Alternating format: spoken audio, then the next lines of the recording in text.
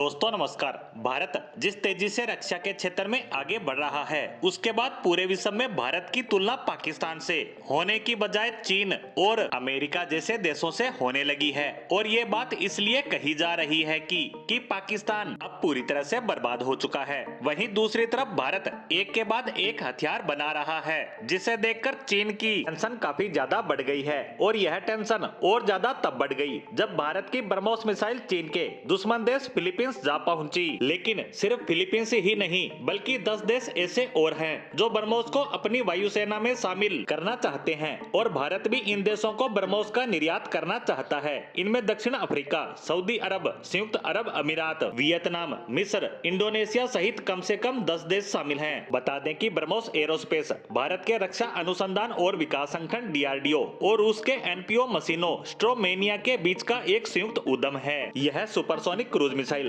भारत के सशस्त्र बलों के तीनों अंगों में इस्तेमाल की जा रही है। और अब भारत ब्रह्मोस NG यानी ब्रह्मोस मिसाइल का नेक्स्ट जनरेशन बना रहा है। ये इस मिसाइल की अगली पीढ़ी का छोटा और हल्का संस्करण होगा, जिसे कई सैन्य प्लेटफॉर्म पर तैनात किया जा सकता है। इसका परीक्षण 2024 की पहली 6 माही में हो सकता है। मौजूदा ब्रह्मोस मिसाइलों की सीमा 290 किलोमीटर की है। इसे बढ़ाकर जमीन पर हमले के लिए 500 किलोमीटर और जहाज पर हमले के लिए 400 किलोमीटर तक उन्नत करने पर काम किया जा रहा है। अब ब्रह्मोस मिसाइल की कुछ विशेषताओं पर बात करें तो यह मिसाइल 3000 किलोग्राम वजनी एक परमाणु मिसाइल है, जो 300 किलोमीटर से 800 किलोमीटर तक की दूरी पर बैठे दुश्मन पर अचूक निशाना लगा सकती है। इसकी यह दूरी इसके वजन पर डिपेंड करती है, यानी ज्यादा वजन होने पर दूरी कम और कम वजन होने पर दूरी ज्यादा। वहीं इसकी गति ही इसको सबसे ज्यादा घातक बनाती है। ये 4300 किलोमीटर प्रति घंटा की रफ्तार से दुश्मन की ओर गति करती है, मतलब कि 1.20 किलोमीटर प्रति सेकंड की रफ्तार से।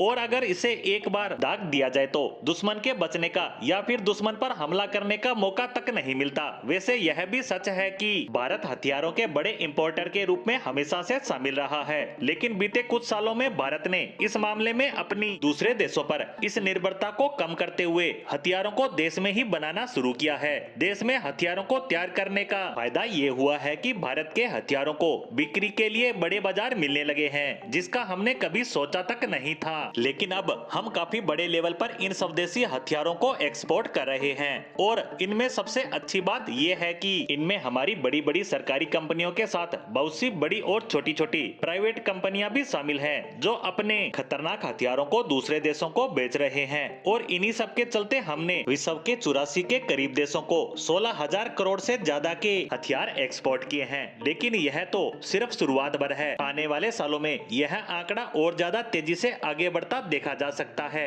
इसी उम्मीद के साथ हमारी आज की पोस्ट को यहीं विराम देते हैं। धन्यवाद।